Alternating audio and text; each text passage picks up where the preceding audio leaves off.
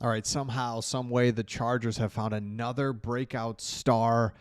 We're going to talk all about it. They've actually got two. We'll talk about them. If you're new to the channel, we're Detroit Lions fans, but this channel is fully dedicated to the Chargers. And let me know in the comments before we get started, what opposing NFL stadium would you love to visit? The easy ones, Lambeau. Heard a lot of good things about that one. I would like to go to Miami Dolphins Stadium. I know it's weird. I just think it'd be cool. Like in Miami, the weather's really nice. You guys are used to that. Nice weather. So maybe you want to come up, do like a cold weather game in Cleveland. I don't know. Let me know in the comments. But for me, definitely Lambeau. And then Miami. I don't know. It's just like it'd be cool to be kind of like in this, because up here it's always like fall, winter, cold. So to go down there and have a nice, and then hey, SoFi too. I should say that. Okay.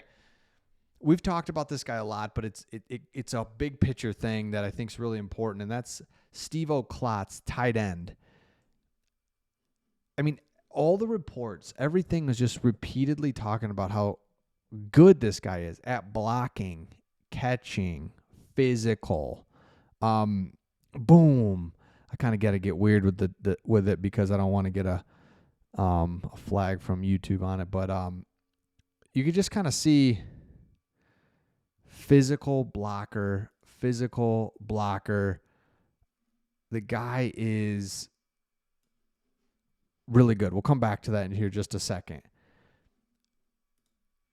That's number one. The second guy that's a breakout star that everybody's talking about is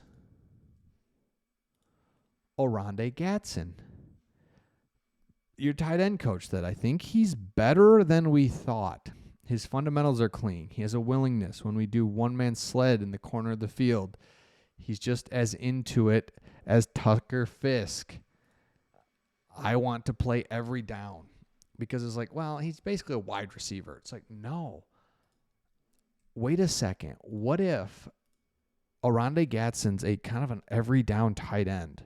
What if Stevo Clots over here, who's like fifth string, is just a stud, and he's just a good blocker, and he's physical. And these two veteran guys who it's like, hey, love you, but the ceiling's not there. I mean, right? It's just, we know what you are. You've been in the league long enough to just kind of know where you're at. And that's fine. And you kind of like that about them is you know what you're getting. But it's like if those tight ends can give us the ceiling that we weren't expecting. Combine that with Amarion Hampton, Najee Harris, Ladd McConkey. You've got the quarterback. Mekhi Becton rounds out the offensive line. Now it's like, okay, where's the holes on offense? They're just not there. Don't have them. Instead, we've got a full arsenal offensively. And Oronde Gadsden is interesting. Here's his... Well, let me go back here. I'll find a highlight of him where you're basically just like, holy crap, right? Because if he's good, then it's a problem. It just really is because tight end, we see it around the league. They're hard to find. Really good ones are really hard to find, just like any position, I guess. But when you find them, it's you can't guard them because they are in that perfect position between is it a run, is it a pass? If you're a wide receiver, you catch passes, duh. If you're a tight end, it could be a run. It's a run block. You're running, you're in line. You know, it's just, and then, but now you can sneak out, mismatch, linebacker, nickel corner. There's so much more you can do with a tight end. It's hard to cover a tight end because if a tight end is on the line, you can, I mean, unless it's an obvious passing situation, you don't have somebody just like standing over them. Like, I'm guarding you. It's like, no, you've got to be in the defense. You got to play the run and the pass. Where if you're out wide, you know, again, this is just basic stuff. But if you're out wide, that's one-on-one. That's your coverage. Plus, you got a safety over the top. But in tight end's position, they can do so much H-back. Then they can go out in the slot. Go all the way out if they need to. What if this guy's kind of like your ex-receiver in the red zone and can catch some jump balls? It's endless. So you find two guys. And again, this is why it's so huge. Stevo Clots, cool, love ya. Would be so cool if you just turn out to be something that we weren't expecting, undrafted free agent, awesome. But the Oronde Gadsden pick, it's like, oh crap. That's what you do. That's how you build an NFL team. And that's why these 5th, 6th round picks that everybody used to kind of throw away are so valuable. You see it in trades now all the time. In draft trades, if somebody's going to give you picks, they want higher round picks back. It's like, you know what? Just throw me.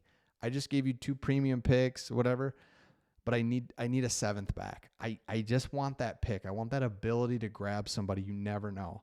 I want, we swapped 1st and a 2nd. We're doing these crazy things, and just throw me a 6th. And this is why, because Oronde Gadsden, you get him late in the draft.